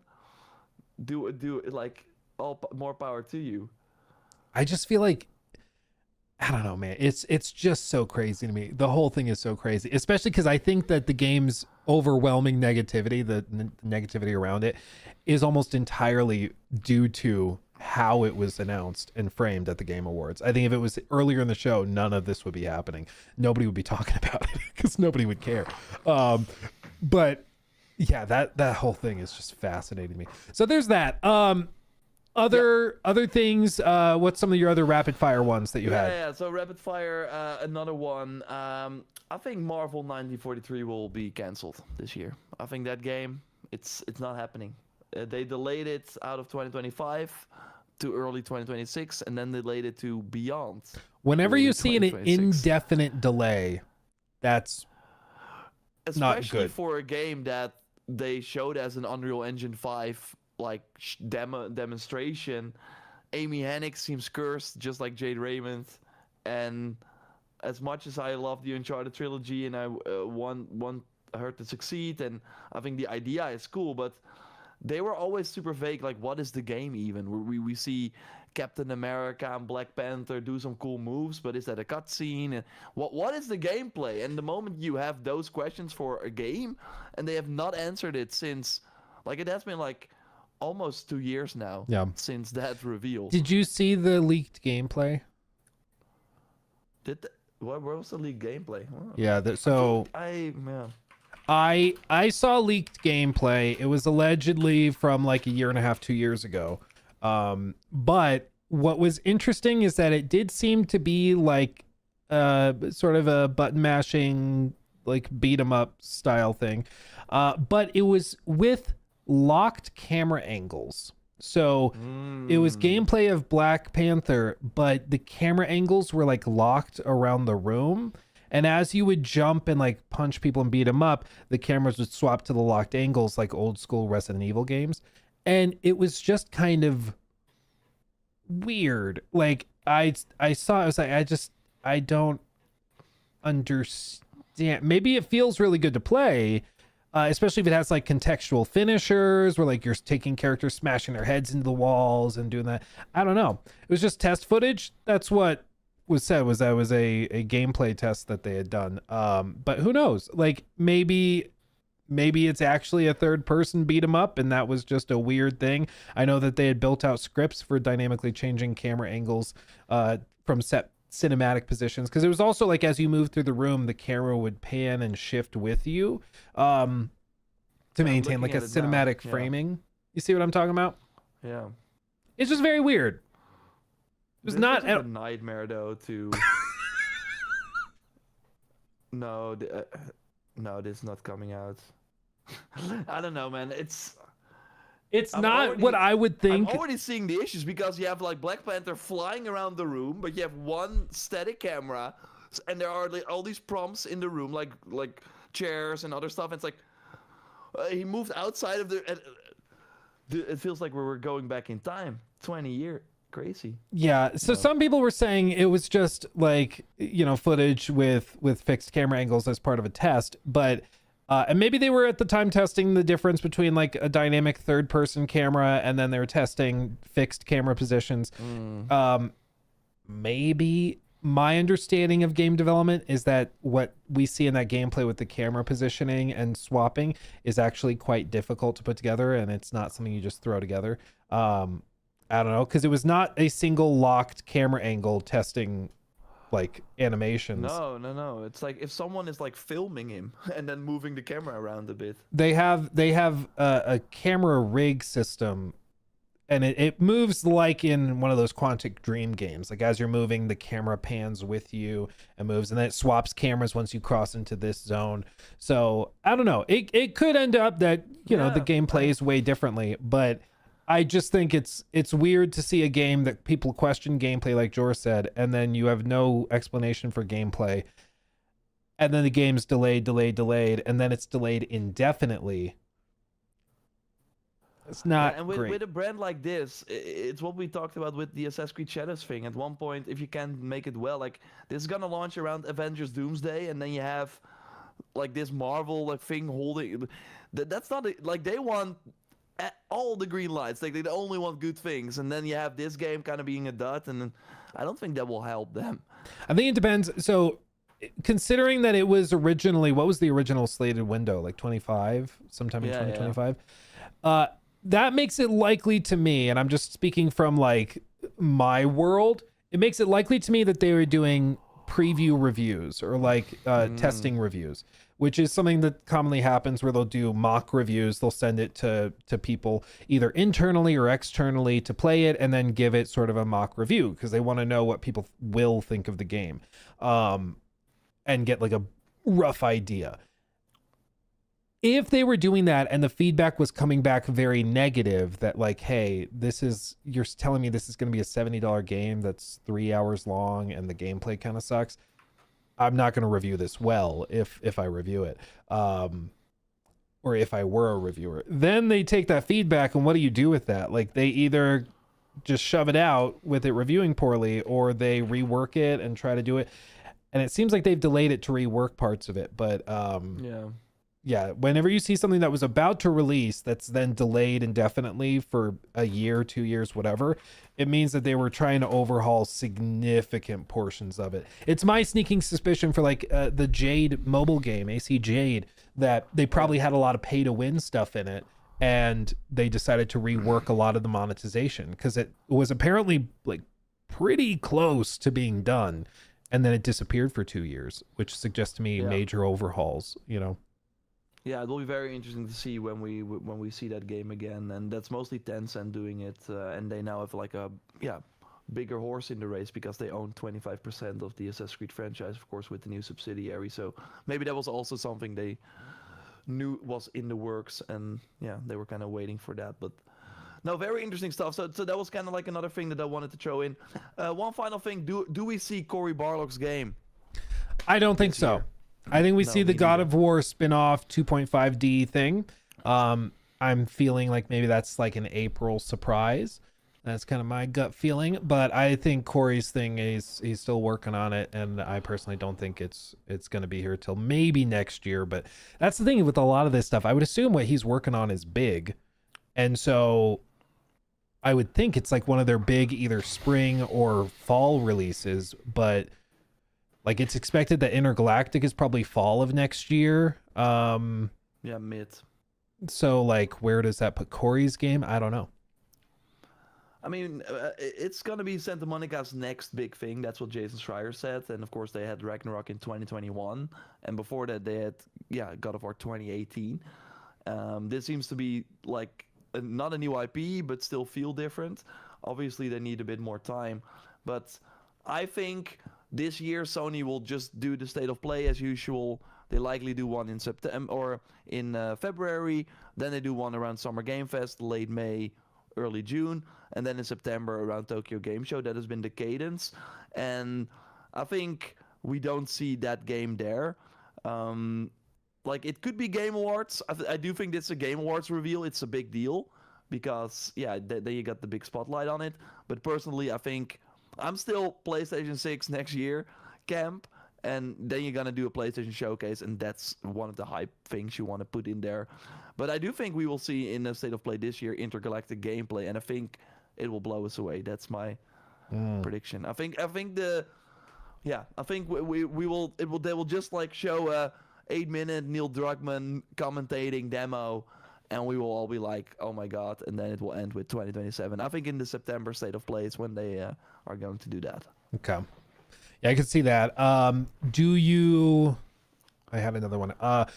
What month do you think the Guerrilla Games multiplayer Monster Hunter clone comes? I don't think there's room this year. You think it goes again another year? I don't know, man. They already have Sarah's Wolverine Marathon. I'm just like, that would put it at It how feels like long? August then or something, like, right? Yeah, probably. But Unless next year they you got the Steel Frontiers. wait, this is Guerrilla we're talking about. It's They're gonna definitely launch. launching within days of GTA. For sure, dude. No, it's gonna launch in days within the Monster Hunter Wilds expansion, probably. That will just probably 'cause. be next year. So I don't know, man. Yeah, it's really hard to predict with that game, but I thought we would have seen it already. Count like every state of play, like this is gonna be it, Yeah. and we're still not. It's still not shown. It makes me wonder, like, are there any TV shows or movies that are in the works? Like, are they There's a holding out for Netflix, that? Horizon movie in the works. Yeah, so maybe But they're that's just still gonna wait for very that. early. I think we will see the God of War TV show before that. Probably, honest. if it's not canceled, like so many of these things are. I don't know. It's just crazy. It's crazy that it's taken so long. Yeah, Did you have it any is. other ones on your list? No, I thought we kind of covered the interesting things. Yeah, no, I think yeah, seeing the God of War 2.5D game makes sense. I think we get a Red Dead Redemption 2 PS5, Xbox Series version, and Switch 2. Okay. Early, like first half of the year. So I think they will. Like I looked at what they did for Red Dead Redemption that launched end of October. So kind of similar to the GTA 5. They started talking about pre-orders for that game in June, if I remember correctly. So I think they want to get like Red Dead Redemption 2 next gen version out by that point, before that, and then shift all the focus to GTA 6. And yeah, that's gonna of course do pretty well for them. Mhm. Probably like a $10 upgrade or something, and finally have the 60 FPS on console. So I think that will be pretty interesting. Yeah. Oh, here's a question. Do you think Judas launches this year? No, I think we will get a release date though for it in early 2027. Okay. But I think that's another game where they can maybe rush it, get it out, but they already spent so much money on it. Take-Two doesn't need it with GTA. True. But What's crazy is that game, didn't he start that new studio in like 2014 or 15? yeah, something like that after Infinite. Yeah, it's been in the works for like 12 years. Yeah, 12. that will need to sell a lot of copies, or like I think Take-Two wants that technology that he's making, that they can then make like games faster after that or whatever. But Well, the sneaking suspicion, somebody brought it up in chat. They're like, so he wants to create narrative Lego bricks. He wants to have a system that can dynamically rewrite stories based on player inputs and behaviors. It sounds a lot like he's just wanting to build like an AI tool to like train the game into reworking the narrative around player choices, which is cool. But some people are considering the possibility that they're taking time delaying it to integrate like LLMs or something and actual AI tools into the narrative Lego bricks, which would be very interesting. oh yeah, let's not. We'll see how well Let's that not goes over. If that's I real. think another fun one. I think when the Odyssey movie from Christopher Nolan comes out, Assassin's Creed Odyssey will get a bump. Oh, you think so? If they're smart, they should put it on deep sale. Yeah. They should do it like a weird update or something like that. Like have some sort of marketing campaign around it. I think that would be like very funny. Or like get the outfit. Like I don't think they own. Oh, like the armor sets thing? Yeah. Give that to Cassandra. Something like that. That would Yeah, be fun. that'd be good. I could totally see that. Okay, and then let's see, is there anything else? We could do the Game of the Year nominations. Oh, okay. Predict Yeah, I think it's gonna be, of course, GTA 6. What is it? 5 of them. So GTA 6. that. 6. Oh, it's 6 now. Okay. So GTA 6, I think you will probably see Crimson Desert. Yeah, you think? I think so. I don't think it will be a critical darling. Okay.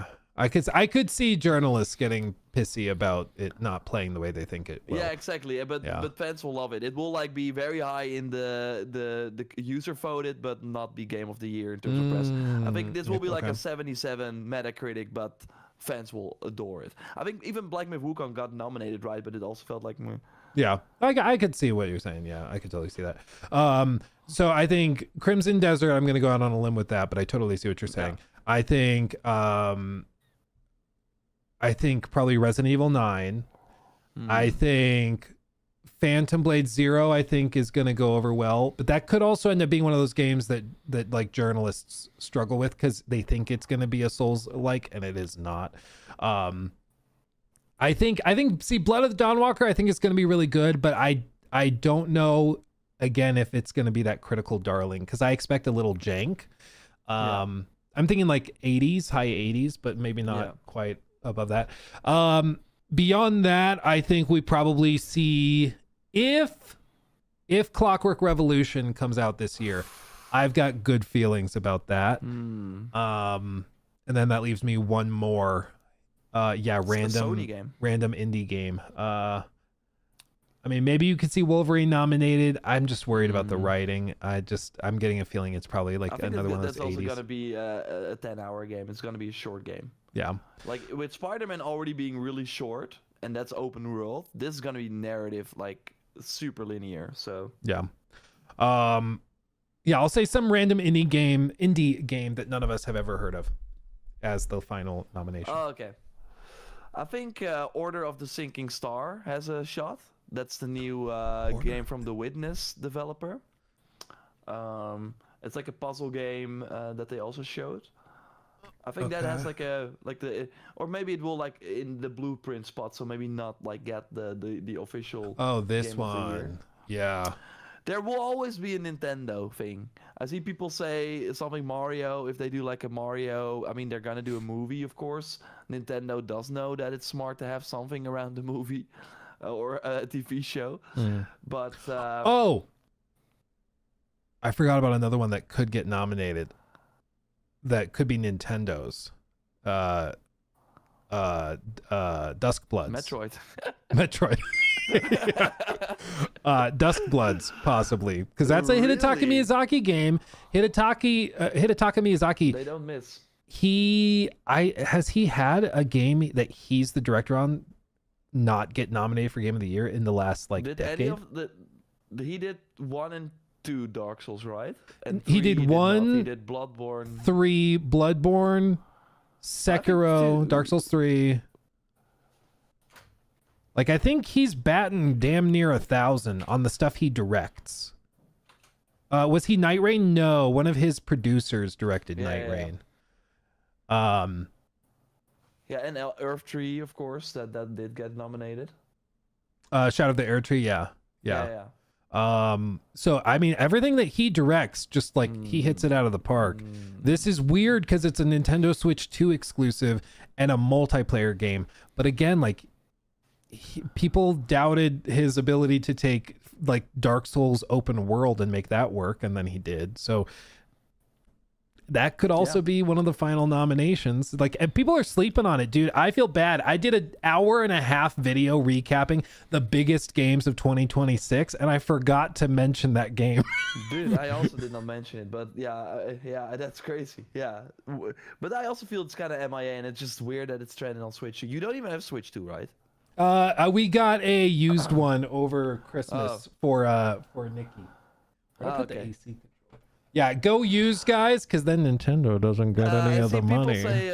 I see people say Control, which is an interesting pick that, of course, won. Did Control won? I think it won like IGN Game of the Year, at least in 2019. I think. Yeah. So yeah, that could of course be. Alan Wake was nominated as well, right? I think it was nominated for like best director, best narrative, and stuff. I think. Okay. Control was nominated for Game of the Year, though. Yeah. And best performance and art direction. Yeah. Dude, it got a lot Half-Life 3. I mean, it's there's so much smoke. There's too much smoke, man. Dude, Half-Life 3 is one of those things where like I don't know, man. It's the same thing like Bloodborne 2 or like New Vegas remake, where I'm like, if it were happening, I think there'd be a lot more clear smoke. Like with a lot of this like Half-Life 2 or Half-Life 3 stuff, I don't know. It's just I think it's probably a card game or a mobile game or a new VR game for their new VR headset. It's going to be something that's not at all what you think it's going to be, you know? Because I remember these rumors coming out. Everybody's like, Half-Life 3 is happening, and then it ends up being Half-Life Alyx, which is a great VR game, but it just wasn't what people thought. VR headset to sell, and now they have a new VR headset to sell. No, I listened to the Insider Gaming podcast, and it seemed like the guy who had been like spreading the rumors did see like a sort of pitch deck for that game or something. So I don't know, man. There's a lot of smoke, and with them not having like a firm release date and a price, like if that comes and there's no announcement or anything, I don't know. I just wanted to throw it out there. We will see. Well, yeah, I'm open. I'll believe what I see. But then, like, we could be, or Phantom Blade Zero is a console exclusive for PlayStation, but it could be the year where no PlayStation exclusive gets nominated for Game of the Year. Yeah. Saros I think Saros has a higher chance of being nominated than Wolverine. Yeah, I'm getting the feeling from Wolverine that it's going to be another Spider-Man 2. Like, it'll do well, and it's going to be, popular. But I think you're right. It's going to be short, and I think it's going to be like a popcorn flick. Like, it's just sort of a something you just play for fun over the weekend, and then you're done. That's kind of my guess. I do think Saros probably, like, the people that Saros and Returnal clicked with, they loved it, but I think the odds of it hitting a more mainstream appeal is probably smaller, just because those games are hard and they're more niche than anything else, Yeah.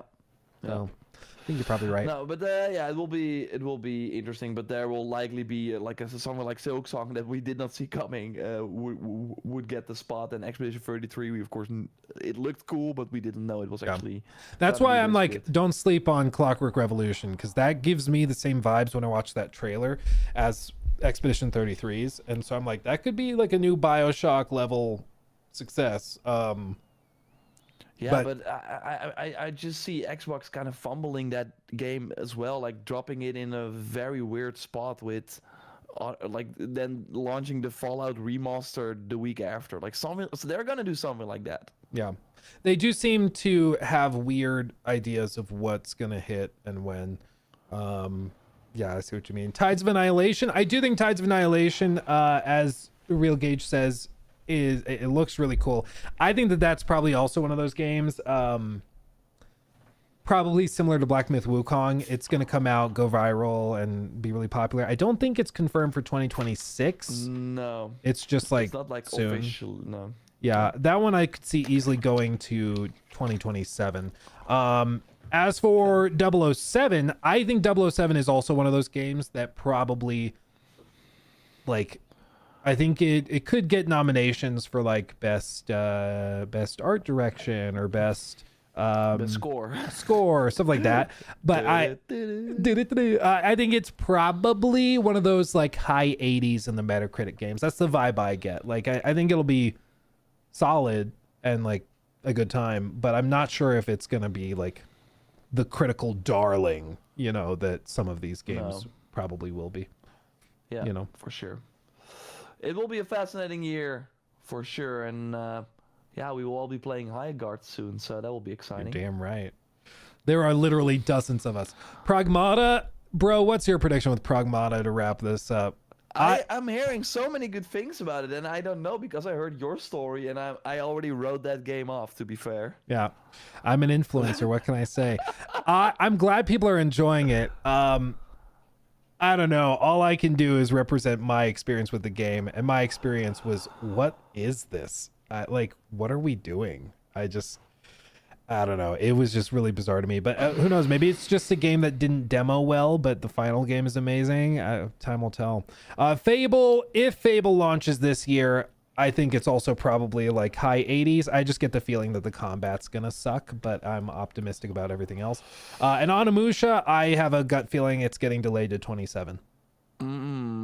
Yeah, it is interesting that it's that they don't have a date for that yet, but it was I loved it. I played it at Gamescom. It was really, really good. Yeah, it looks great. So. I think it's going to be good. I just get a feeling like they're probably internally in that like October, November timeframe. And that's a game that looks cool enough and I think will do well enough that you should just give it breathing room. Put it out in February. Yeah, if you can hit July or August, I think you would go for that, and otherwise, yeah, delay it. Yeah. Because I don't know what Capcom would have next. Like, what is their Monster Hunter Resident Evil game next year? Probably the expansion or Resident Evil a remake. I would think the expansion would be ready by this fall at the latest. Really? Because Iceborne was like a year, wasn't it? They're doing a Switch 2 version seemingly for Wilds 2. That has been found in the game files. You can play it at 7 frames a second. Yeah. Yeah. Yeah, Monster Hunter World, I think, 2018, and then Iceborne was like a year and a half later, I think. Yeah, well, it was September of 2019, and then came to PC a year and a half later. A few months later. So yeah, probably fall would time out to be similar size. So yeah, that's when the Horizon Link is gonna come out. Dude, it's lining up. It's happening. We've been joking about this for so long, man. And it's gonna come true. Fun. That's what's sad, dude. Is it's gonna come true. After all this time, they had all this time to like nail the landing, and then they're just gonna like run full speed into a brick wall. Oh man, I'm curious if Herman still has a job if we do our 2027 predictions next year. Dude, can you imagine? Yeah. How many months does he last? Gears E-Day is this year, nothing more. This year is the 20th anniversary for Gears. Yeah, I think they really, really want to hit this year.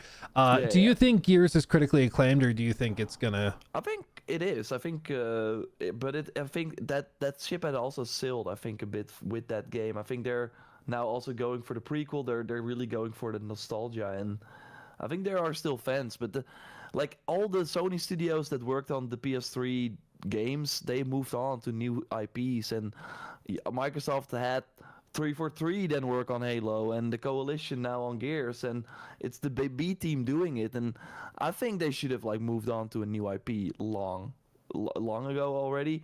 So them doing Gears, like, it's gonna do fine, but like on paper Microsoft has a loss for 2026, but there's nothing that, like, I'm Fable and Clockwork because those are new things. Like, I'm looking at that, I want to experience that, and if I watch like the Halo stuff, I know what I'm gonna get, and I think I know what Gears is gonna be too, and that's fine that they have those big games and it's awesome, but like, we don't have an Uncharted 7, like, right? So I do think it would have been smarter for them to move on, but I think it's gonna hit. It's gonna probably do fine. I think Gears, was it 5, the most recent one, reviewed very well. I'm just worried. I don't know. I'm worried it's going to be another Doom situation, because I feel like you rewind the clocks a year, a lot of us were like, yeah, Doom is going to come out and it's going to be like one of the best games of the year because it's Doom. And then it just kind of came and landed flat and was like, eh. And I'm worried it's going to be a similar thing. Yeah, they should have done Quake as well. That was rumored for the longest time. I think what Machine Games did was great. Like, they of course did not end on a high note with Youngblood, with Wolfenstein, but they did Indiana Jones. And I think like there are rumors today that they're making Wolfenstein 3. When that gets announced, I think there's way more hype for it because hey, they had Indiana Jones first, and yeah, I wanna finish that trilogy as well, right? And yeah, I think with Doom there, it was hypey, but yeah. Yeah. We'll see. We'll see how it goes. I think either way, it's going to be awesome. I feel like that's what's going to happen with Elder Scrolls 6, sadly. I think Elder Scrolls 6 is going to be the same thing like with Starfield, where it's going to be hyped out the ever-loving ass, and we're going to be talking people down off the cliff, and people are still going to get super hyped, and then they're going to play it, and they're going to sit through 15,000 load screens, and the writing's going to be terrible. And they'll be disappointed, and it's just going to be the cycle. We'll get Starfield on PS5 this year. Yeah, we should. And a second expansion. Stardust or something. Star-Lord. Star-Lord. Hey guys, miss me? Yeah, he's back. He's Well, back.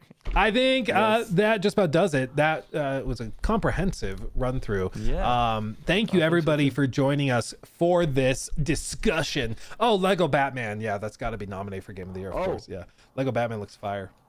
I think, like, looking at all the games that are coming out, though, that game will probably sell really well. Like, that will just do fine. While you would think maybe like a 007, I'm kind of like, Gears of War, I'm kind of like, Halo, I'm kind of like, But Lego Batman. Lego Batman, I have Ooh. no worries. Yeah, that looks awesome. Fair games, I'm like, Yeah.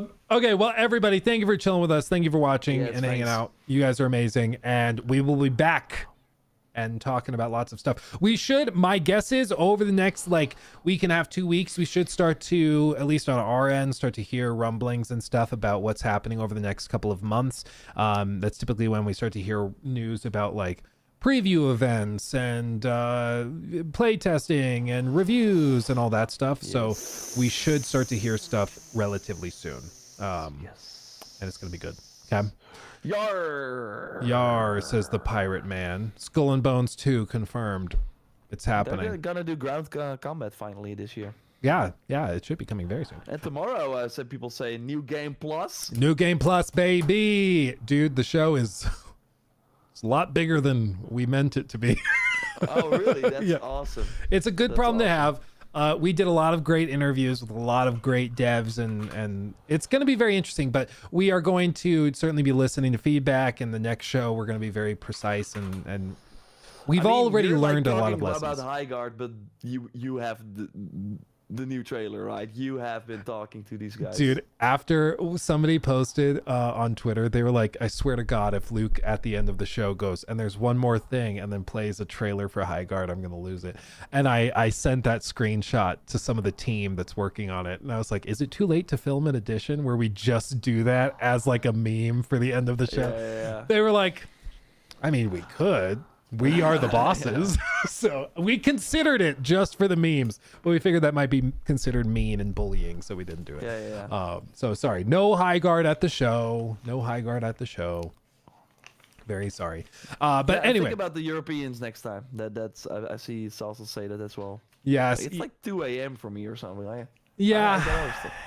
it's tricky. It's tricky. I will communicate the feedback. We are going to be taking a lot of this, and then like we're already starting work on the next show. We probably New Game Plus squared. We are already investigating probably doing and having a presence at like Summer Games Fest. We're hoping to do that. It's gonna be really cool. Whoa. So Cool. yeah, New Game Plus on Twitter, YouTube, all of that stuff. You can actually do the notify me button on the YouTube page for it. Just search up New Game Plus show or New Game Plus showcase, Yeah. and you'll see it. Pretty sick that you guys got the Crimson Desert delay in the show. It's pretty sick. The Crimson Desert delay. He thinks he's so sneaky. He thinks he's so sneaky. How dare you? Nice. It's gonna be awesome. I can't wait for you guys to see it. There's a lot of cool stuff and very cool people too. So we'll do that tomorrow. It's gonna be awesome. It's gonna be awesome. Much love, everybody. We'll talk to you very, very soon, and we'll see you in the next episode. Peace and love. Much love. Bye-bye. Mwah. Bye.